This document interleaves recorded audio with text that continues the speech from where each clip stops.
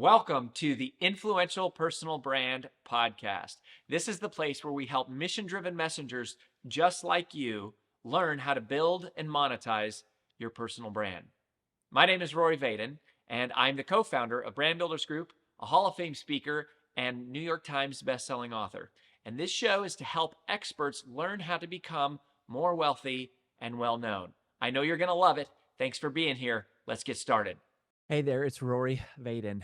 You are about to hear an interview of me interviewing my mother, telling the story of her real life. And I wanted to give you fair warning, a trigger warning, that this story is her real life story, and we are going to cover some topics that might trigger, intense emotional responses. And we are covering topics of abortion, and also domestic violence and alcoholism and things that were a part of her life.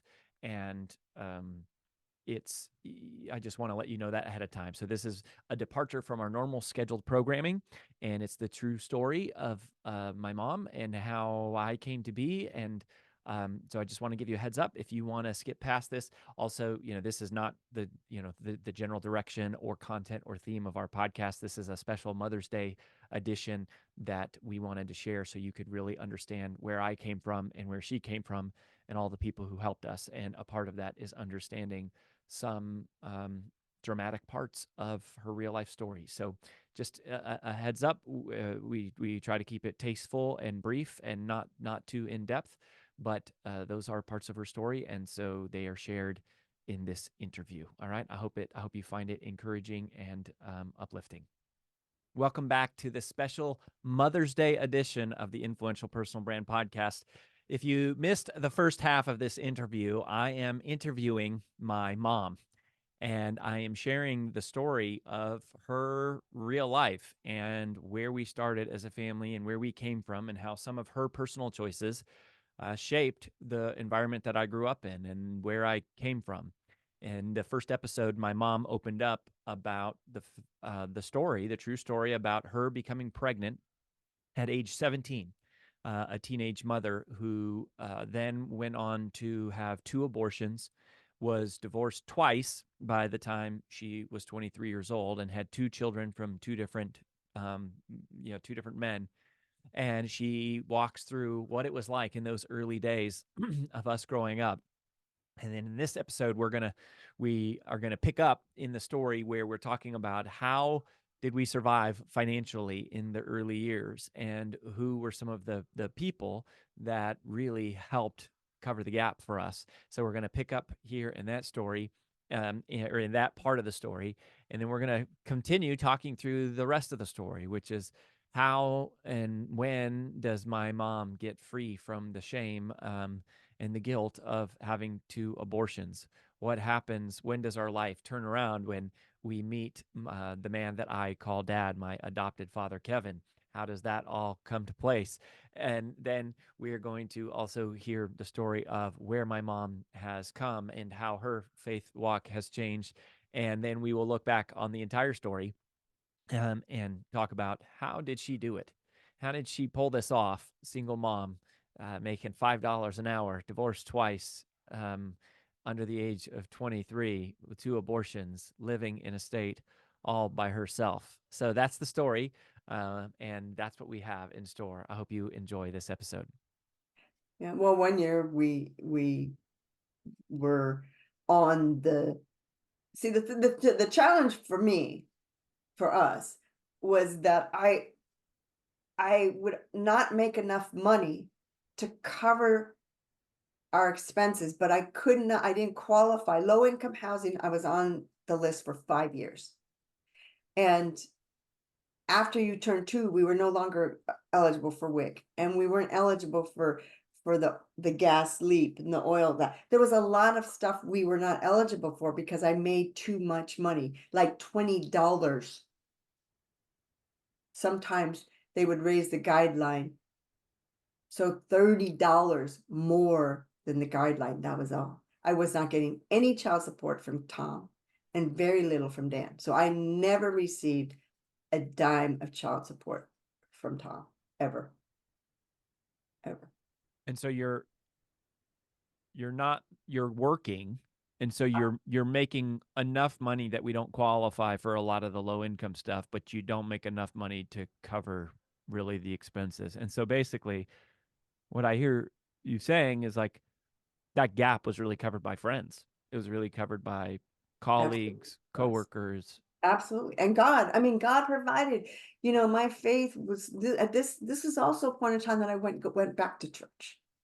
Now, I did not, we went to the Methodist church. Don and Shelley wanted me to go to the Methodist church, and Letty loved it. And so we went to the Methodist church, and I started teaching Bible study. And I loved being back in church. I started teaching third grade Bible. And so we did that. And then when we moved to Louisville, we went to St. Louis. We went back to a Catholic church. So we were in church. Although the shortfall never came from the church. Mm-hmm. It just came from the network of family, of friends that I worked with. The people that I worked with. But one of the things, your mom always loved people. I always knew I wanted to be a coach, and I always wanted to be a counselor. And I don't know if this is a good time to say, dreams get shattered by words. Words are so powerful. When I was 14, 15 years old, my mama said to me, how could you be a counselor? You can't even help your own sister. Because I had a sister that was very bipolar and a lot of issues. And so I was like, okay, I guess that's not what I'm going to be. Oh, just like that. She said that one thing and you internalized it and you're like, I'll never be a counselor to take care of other people. Yeah. Mm-hmm. So, so we've got all these people, Uncle Charlie, Don and Shelley, Dano, Eric, we Chuck, got Chuck, Becky. Becky. These people are taking care of us. They're providing us, um, helping with Christmas presents, stuff like that. Um, I know that you mentioned one time that there was somebody that you worked with who, oh, that was Eric. Yeah. So Eric was like your bank. My bank. Um, Bank and, of Eric. and then, and so does the story really, really start to turn when we meet dad? Um, yes, I guess that is the case. I think yeah, I guess it does. I guess I would say Like yes. Well, financially, we like it met the Phillipses though. See, before. right. At the same time almost. So what happens is, so now I finally to get our own place on Cleveland Circle. Mm-hmm. And it was a low income housing project, not project, but um, government program. And so I was able to qualify to purchase this place. And so this was in Lafayette. And so, which is like the next town over. And so um, you were in you were little. You were going to St. Louis, and then you had to go to Lafayette Elementary. So you were like in fourth grade or something like that, I think, when we were able to do fourth or fifth grade. Mm-hmm. I remember I went to St. Louis Elementary Just up until through third grade, yeah, and then we third grade transferred. you didn't. I don't even know if did you go third grade or just second? I thought it was just Miss Cava. No, it was third grade because I transferred to, yeah, maybe it was halfway through third grade. I think I Yeah, I think it was like transferred. halfway through third grade. So anyway, and the only reason you got to go there was because the priest at the time allowed me to work my tuition off. So like I would clean the daycare, and I would, In addition to your normal job. right, Okay, so you had your job at storage tech, but then you were working extra hours to basically pay for tuition for us to go to school there, for you to go. for me to go to school there. Yeah. Um, and so then we meet the Phillips, who you met through storage tech. Right. But this is the thing about the Phillips, is this is why God works in mysterious ways. I was able to, I had to um, move out of my apartment. We had to move out of our apartment on Mead in May. And because of the government and all the issues with the house and all that stuff, it wasn't going to be ready until July. So for 2 months, we didn't have a place to live. And she had just started working for Chuck, my boss's boss. So she was an executive admin. She was working for the VP. And I walk into her office after I found out that they had to extend the paperwork and everything, and we weren't going to get the house until July. I'd already given notice. We were already going to be out by May. We had to be out by May 1st. So she sees that I'm upset and distraught. I knew her maybe for like less than a week.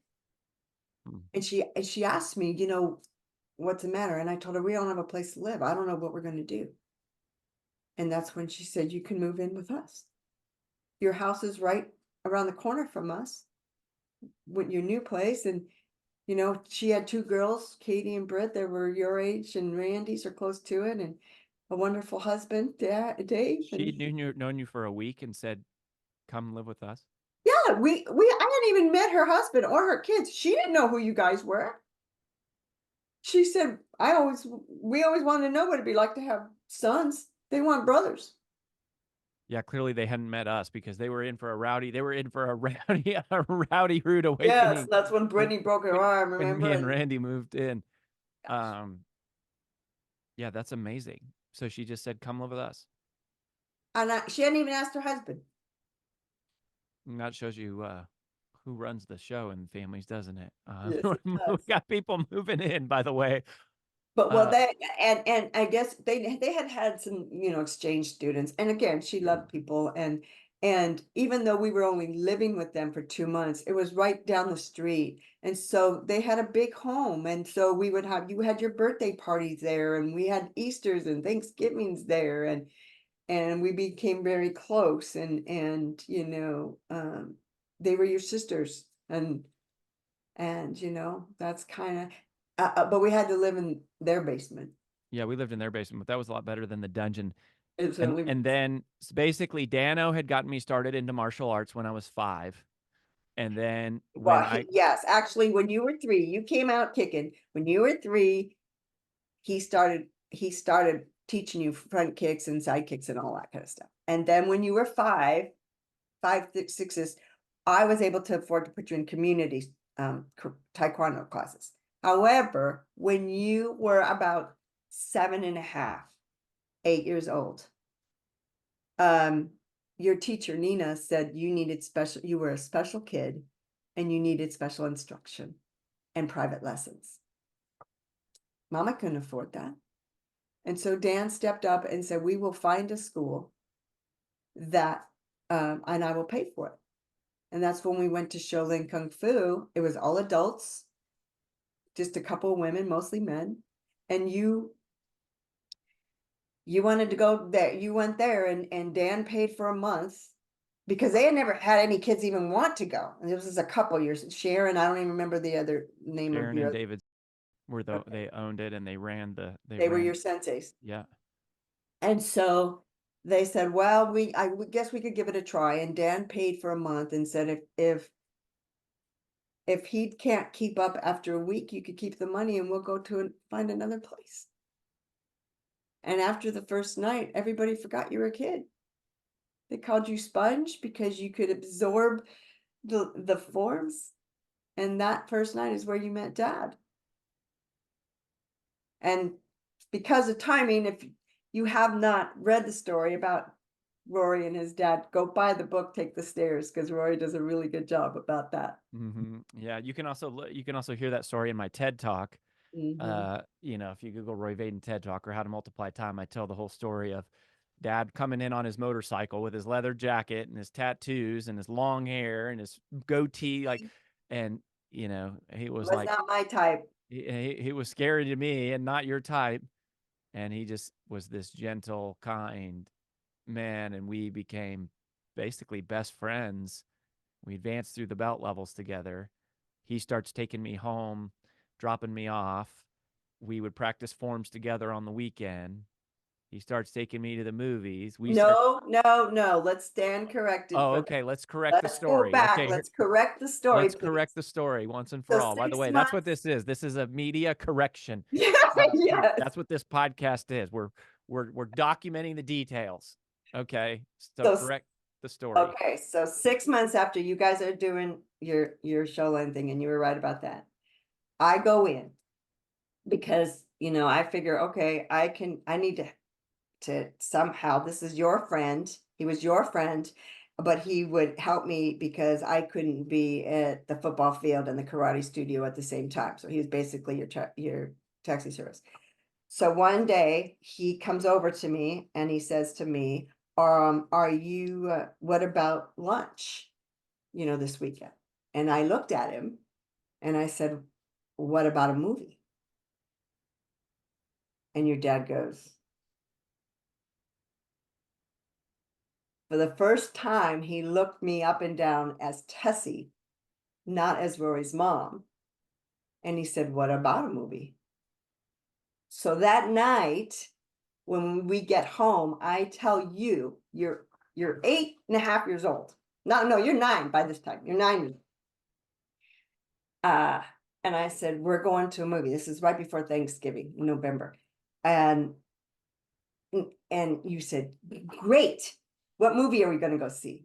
And I said, no, you're not invited. And you put your hands on your hips and he looked at me and you said, you're going on a date with my friend? I said, Rory, it's not a date. It's just a movie. And you go, don't you make my friend mad at me, mama.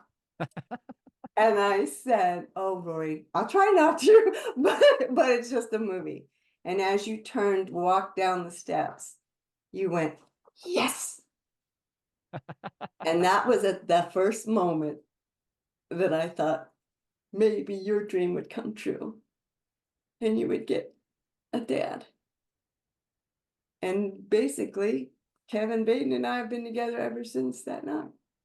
And yes, we as a family had gone to lots of movies since then, but you had never gone to a movie without me and just him before that. Hmm. So we test for our black belts together when I'm 10. Mm-hmm. You guys get married. He adopts me. Mm-hmm. I changed my last name from Rory McLaughlin to Rory Vaden. Mm-hmm. You guys have been married over 25 years ever since. We're going to be married 30 years this August. Uh-huh. Um, and dad But, changed everything for us. I mean, well, it did, except we need to tell the story about dad real quick. Okay, so my faith is growing and we didn't know if we were going to make it. We can make it work. And one night Kevin and I stayed up till 2 a.m. and we talked about our differences and we talked about all kinds of things.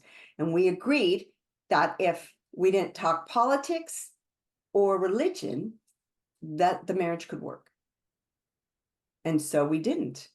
But at that time, my faith was still shattered because I was still carrying all that guilt. And I still didn't believe that the Lord could forgive me or had forgiven me. you're talking about from the abortions. Yeah. And getting married and divorced twice doesn't exactly go along with the 10 Commandments either. So, Sure. yes. So all of that. What year is that? That was in 1994 that we got married. Okay. And that's when you had that talk? Oh, no, we had that talk in 1991 or 1992. Was shortly after you were married. No, it was shortly after it was when we were started dating. Oh, And it was we before went you out got in married. You guys November. had the talk. Yeah. And then we had that talk. I gotcha. Because you're going to church and he wasn't into that. Right, exactly. And the deal was you can go to church, do your thing, but don't ask me to come. Don't do whatever you want to do, but don't ask me into that part of your life, basically. Correct. And he had been raised a Nazarene, in the Church of Nazarene by his grandma. And he went to church till he was 16, and then he studied Buddhism and all of that. And he was not for organized religion. He's like, nope, this isn't for me. I don't care about Jesus. I don't want to know about Jesus, and I'm like, fine. And he's like, I will support you. And you can take the kids, but don't ask me to go. But he agreed to go to one Christmas thing a year, but it couldn't be church. It had to be like a Christmas concert, go see a Christmas movie, something like that. Gotcha. I gotcha. So you guys make that pact. You get married. Um, he starts making more money. You start making more money. Me and Randy are getting a little bit older. Like we're starting to become a little bit more, a little bit more sustainable.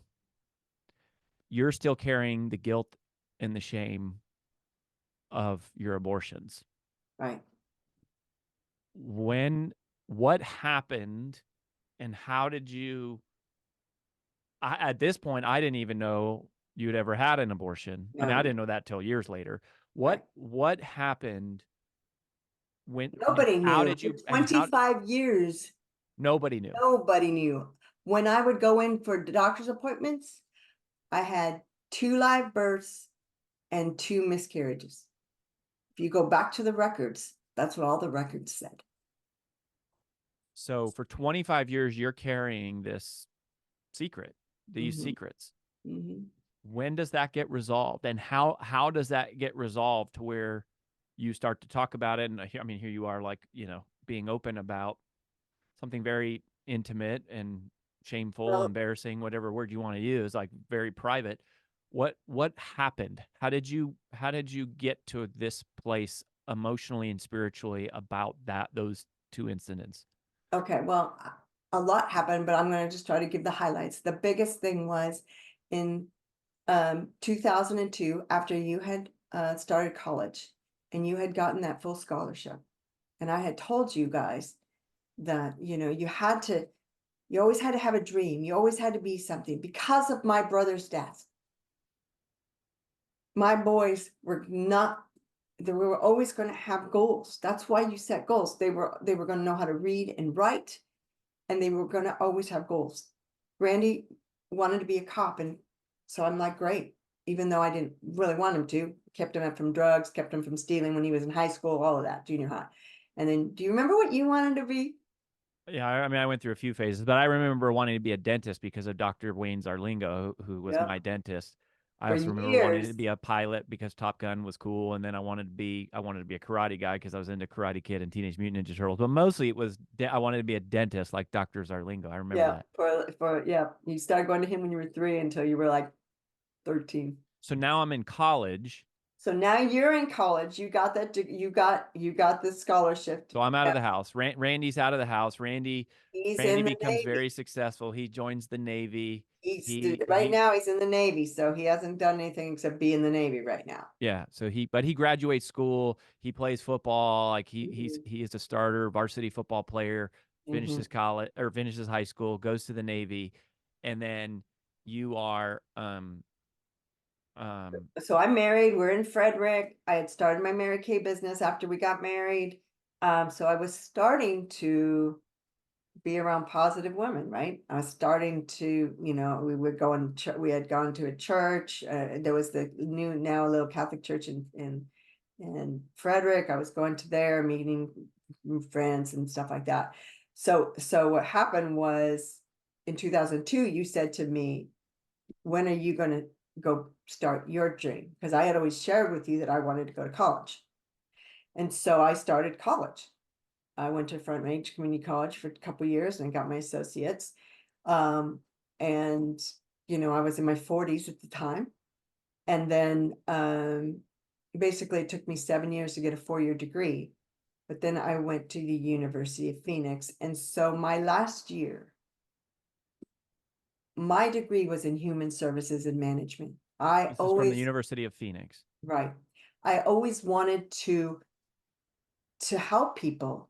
People used to be drawn to me, and I would, I know my family thinks I talk too much, but I actually would listen and ask questions and stuff like that. And so people just liked me.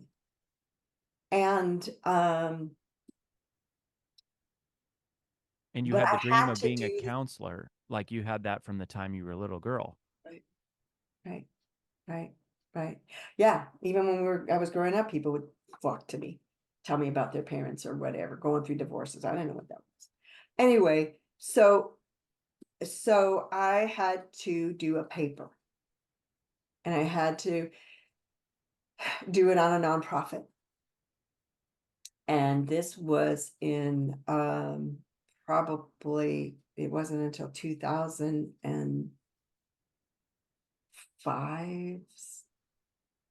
No, it was in 2008. But before this happened, before I was doing that, let's talk about your dad for a minute. So we're going along. My faith is growing. I'm teaching Bible studies. I'm actually facilitating. I'm actually volunteering at LifeBridge. I got baptized when we moved there to across the street, and then you came and started going when you were in college. I got to baptize you. That was a highlight of my life. But in 2007, the bottom fell out, and we had been married since 1994. So almost 13 years. And it was the worst year of our marriage. But it was the strongest year of my faith up until then. And so what happened was I got tired of going to church by myself. I got tired of, not being able to have my church friends over, or when they would invite me to do things, always as couples, I had to go by myself.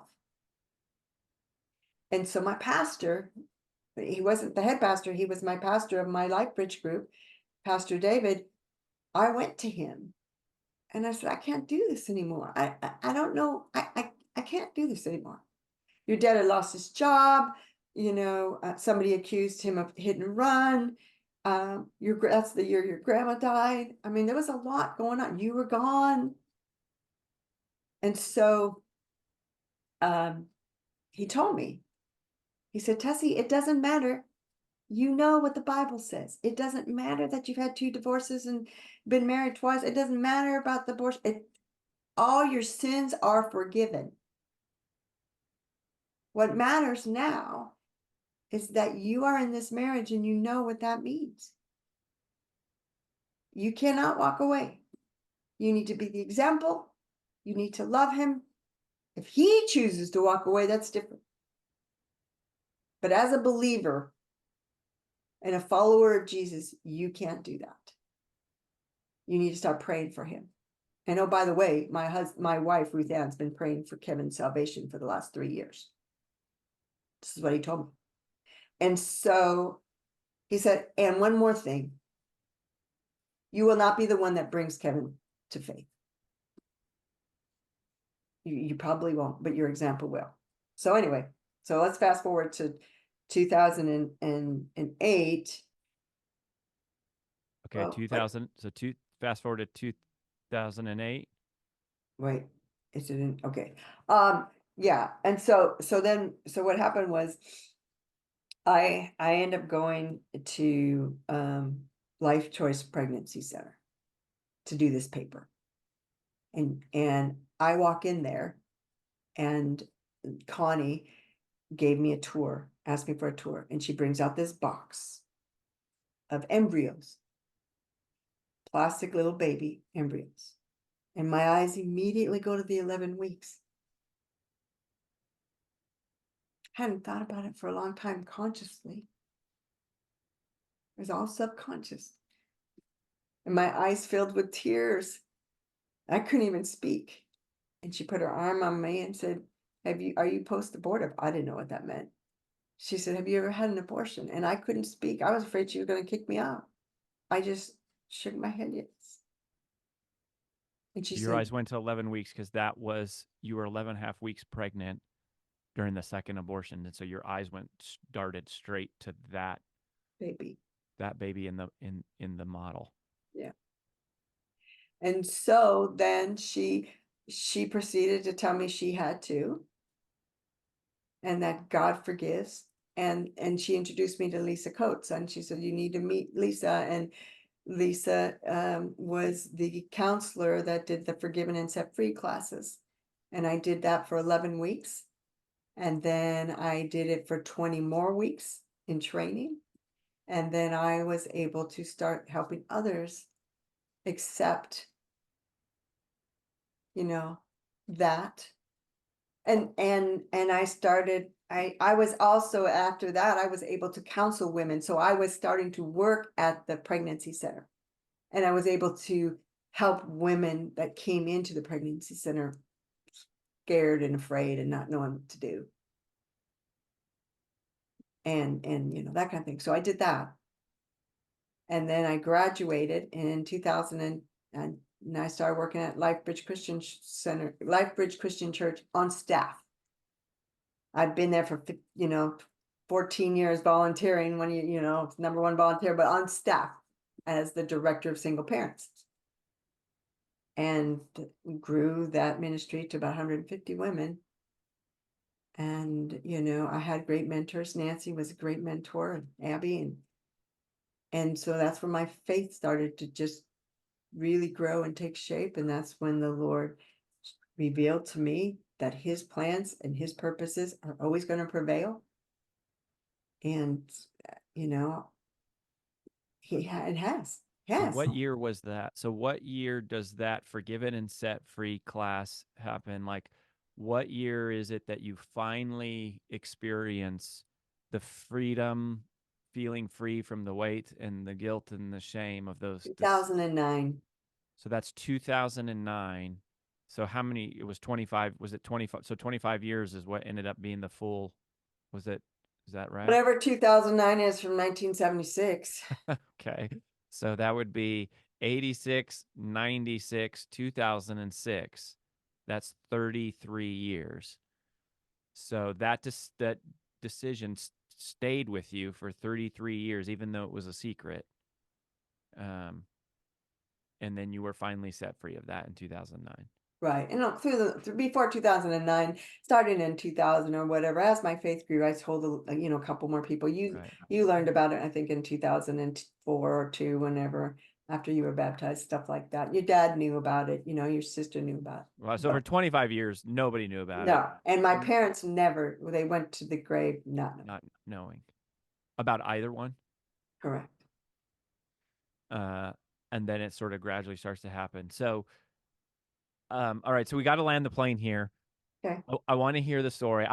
We need to have Randy on the podcast. I'm gonna have Randy on the podcast because I want to hear his story. We haven't gotten to hear much about my brother's story, and my brother has an amazing story, especially here, like recently, some of the things he's done with his bodybuilding competition. I'm realizing we need to have Randy on too. But I want to hear. Tell me. Fast forward, you have all these friends. You're resourceful. You're building relationships. People are helping us. You're starting to get on your feet.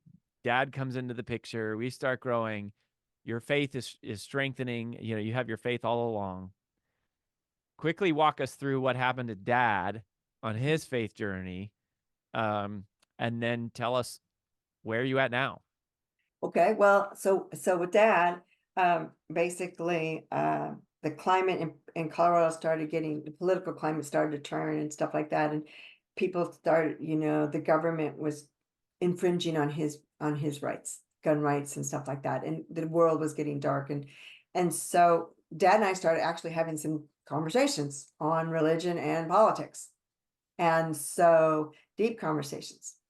And, I just remember one day saying that, I understand, but I know where I'm going. I know where I'm headed. And I have joy and peace, and I will always have it. And so anyway, he started going to church a little bit more, and wanting me to pray at meals and stuff like that. And then he started, listening to Phil Robertson and their sermons. And, For Phil Robertson, for those of you that don't know, so my dad starts watching Duck Dynasty, the show. Right, the show. And he's watching Duck Dynasty, and he's learning about this family. And then from there, he starts watching Phil Robertson's sermons. Right, yeah? Right. But yeah. But, I don't believe that it was just a TV show that changed your dad's heart, although it did. But Of course not. Jesus was working on his heart all this time. Your dad used to be the most Christian, non-Christian man, and that's how I used to introduce him to people that I knew. Hmm. And he loved his family. Just And meaning the way that he exhibited the virtues of, like, patience and kindness and love and mhm, self-control. Yeah, fruits of the spirits, yeah. all the fruits of the spirit, Yes, whatever that Galatians absolutely. verse is. I think it's a Galatians verse. Yeah, that was my dad all along. That's why you fell in love with him. And then, but he was not a Christian, but he exhibited those. But then he starts watching Duck Dynasty. Duck Dynasty leaves in Phil Robertson. He's going to church. He's seeing you set free. He's seeing my faith, which was always been, like, for the most part, strong, especially when I was going door to door, like Mhm. in Well, college. that's when it got stronger. It got really But stronger. right, exactly. So yeah, and so then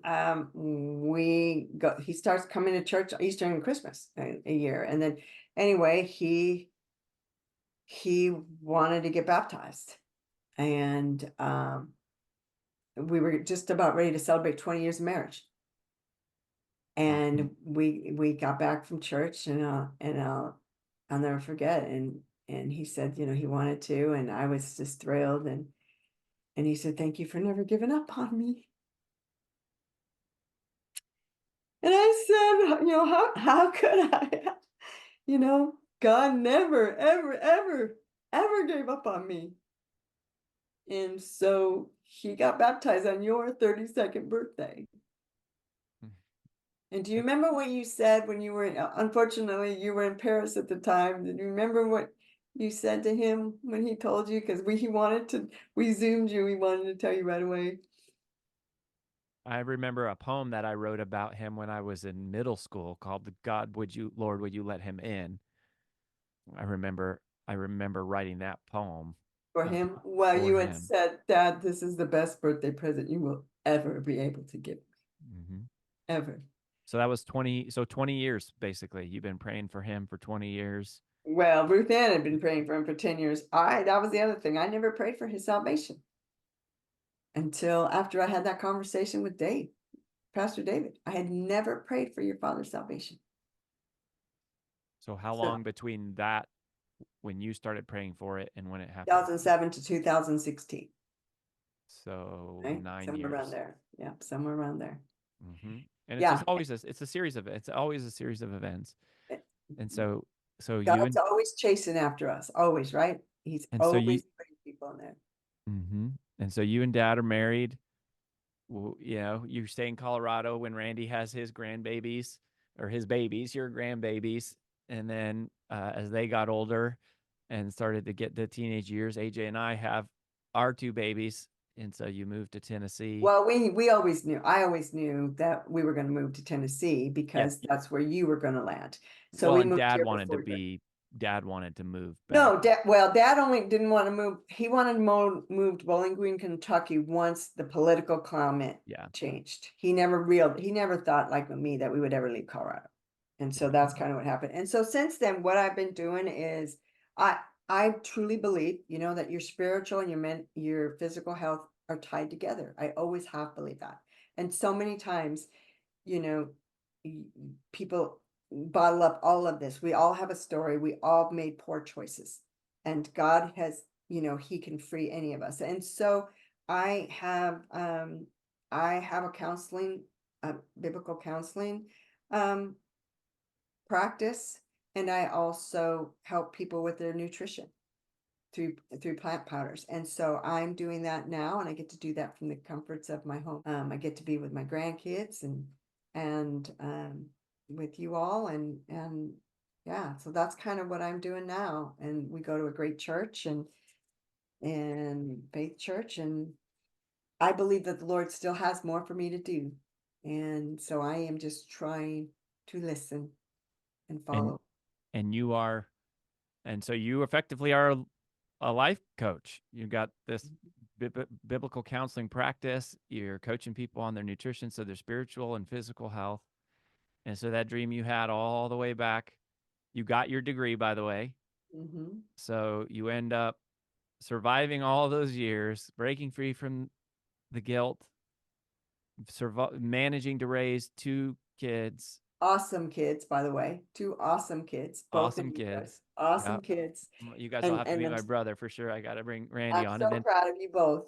And then And, you Kevin know, has a son. So we get, right. Sean comes into our family. Yep, so I You, get 3 kids. you start to own, you guys start to own your own property. We make it through college. Sean has a family. He gets married. He's got kids and grandkids and like, and then now you are doing biblical counseling, life coaching, and talking to a lot of women who are going through some rendition of some hard time. Right, right, exactly, exactly. So one of my people gave me this a long time ago, and it says, "Only God can turn a mess into a message." This was one of my single moms gave this to me, and it sits on my desk because I also, oh, I did say that about that single moms. And so anyway, I think that that's what he has done and will continue to do. So I just have one final thought that, I you asked me one time ago how I did this. Yeah. So before we do that, so where should people go Oh, okay, if yes, they want to connect with you, right? right. I Yes, mean, I love it. I'm quite certain that somebody listening either is going through some of this or knows someone who is in a rough time in their life, particularly maybe like a single mom or someone struggling with things, decisions, choices they made in the past that they're struggling to get past. Where should people go if they want to connect with you? Tessie Gale at MSN, just my email. So my name, TessieGale at MSN.com, or my Facebook page, and also my affiliate website, which is tessiegale.juiceplus.com. Mm-hmm. Um, so we'll put links to that, so you can just email my mom, and you could talk directly to her, which is great. So yeah, and before you just share your last thought, Mom, I want to know how you did it, but I also just want to make sure that I don't let this opportunity to slip by without saying thank you. Um, Thank you for figuring it out. Thank you for finding a way. Thank you for being faithful. Thank you for taking care of me and Randy.